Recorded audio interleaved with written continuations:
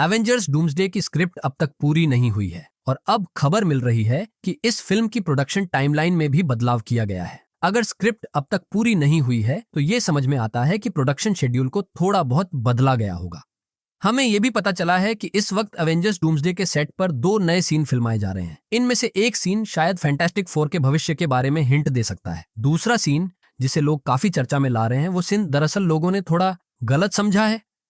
लेकिन अब हम आपको सब कुछ आसान तरीके से समझाते हैं। सबसे पहले लोग काफी चिंतित हैं इस बात से कि रूसो ब्रदर्स और स्टीफन मैकफीली ने अब तक एवेंजर्स डूम्सडे की फाइनल स्क्रिप्ट पूरी नहीं की है। लोग कह रहे हैं कि ये अच्छी बात नहीं है, लेकिन अगर आप रूसो ब्रदर्स और मार्वल स्टूडियोज का स्टाइल देखें तो ये कोई नई बात नहीं है। तो भले ये सुनने में थोड़ा चिंताजनक लगे, लेकिन हमें समझना होगा कि ये उतना बुरा नहीं जितना लोग समझ रहे हैं। उनका पिछला काम, जैसे कि एवेंजर्स इन्फिनिटी वॉर और एंड गेम के साथ भी यही हुआ था। तो इनसाइडर डेनियल रिचमन के मुताबिक मार्वल स्टूडियोज ने अब तक फिल्म का एंडिंग यानी थर्ड एक्ट लॉक नहीं किया है। कोई साफ वजह नहीं बताई गई है, लेकिन ये पहली बार नहीं है जब मार्वल ने बिना पूरी स्क्रिप्ट के शूटिंग शुरू की हो। डेनियल आरपीके का कहना है कि एवेंजर्स डूम्सडे का तीसरा हिस्सा अब भी तय नहीं है। इसके अलावा एक और insider my time to shine hello ने भी ट्वीट किया कि उन्हें एवेंजर्स डूम्सडे से जुड़ी कुछ चिंताजनक खबरें सुनने को मिली हैं और शायद यहां वही थर्ड एक्ट की बात हो रही है।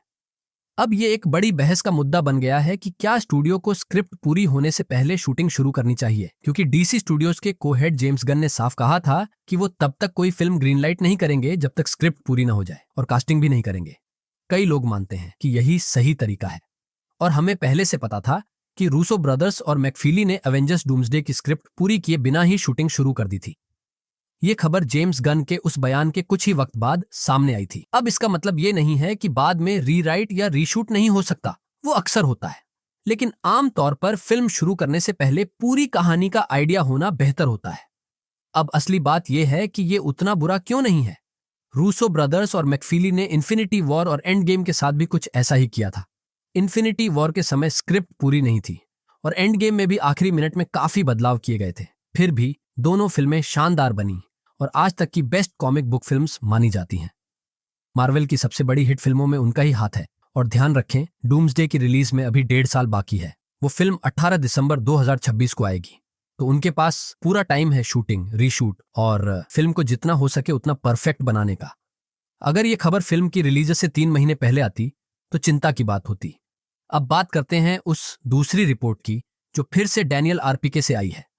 उसके मुताबिक अभी मार्वल स्टूडियोज 2 सीन शूट कर रहा है। एक द वॉइड में सेट है, दूसरा फैंटास्टिक 4 की यूनिवर्स में एक बेसबॉल गेम के दौरान।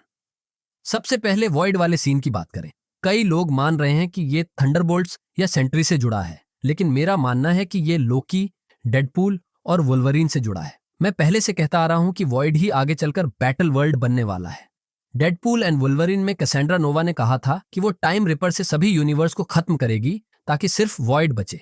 सीक्रेट वॉर्स कॉमिक्स में भी यही होता है, सारा मल्टीवर्स तबाह हो जाता है और बस बैटल वर्ल्ड बचता है। बैटल वर्ल्ड कई यूनिवर्स के टुकड़ों से बना होता है, ठीक वैसे ही जैसे वॉइड। तो डेनियल आरपीके शायद वॉइड के सीन की बात कर रही हैं जो टाइम के अंत में है। अब मुझे नहीं लगता कि वे अभी कोई बड़ा ग्रैंड फिनाले सीन शूट कर रहे हैं। डेडपूल में गैम्बिट वॉइड में कैसेंड्रा नोवा के बेस में था, टीवीए ने उसे लाया। रायन रेनॉल्ड्स ने एक पोस्ट क्रेडिट सीन भी शेयर किया था जो मूवी में सीधे नहीं था, लेकिन टीवीए की स्क्रीन पर दिखा।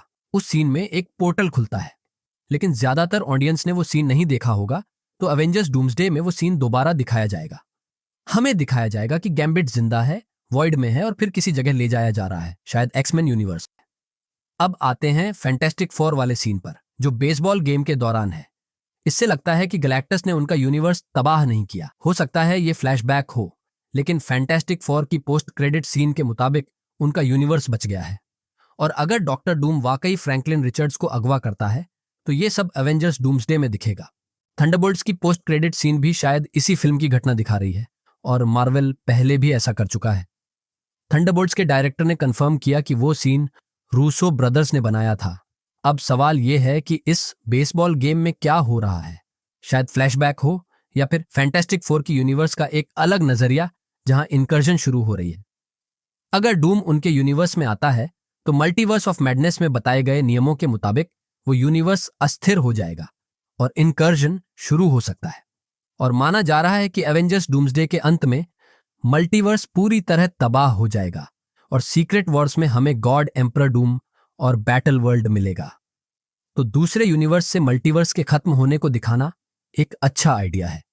और हमें पता है कि फैंटास्टिक फोर आखिर में अर्थ 616 में आ जाते हैं। तो जब तक कि ये फ्लैशबैक ना हो, ये शायद उसी यूनिवर्स का नजरिया है उस तबाही के वक्त का। अब आप बताइए कि आपको क्या लगता है। कमेंट में अपनी राय जरूर बताएं। वीडियो को लाइक करें और चैनल को सब्सक्राइब करना न भूलें ताकि मार्वल की कोई भी लेटेस्ट खबर, अफवाह या लीक आपसे मिस ना हो। और हमेशा की तरह देखने के लिए बहुत बहुत धन्यवाद।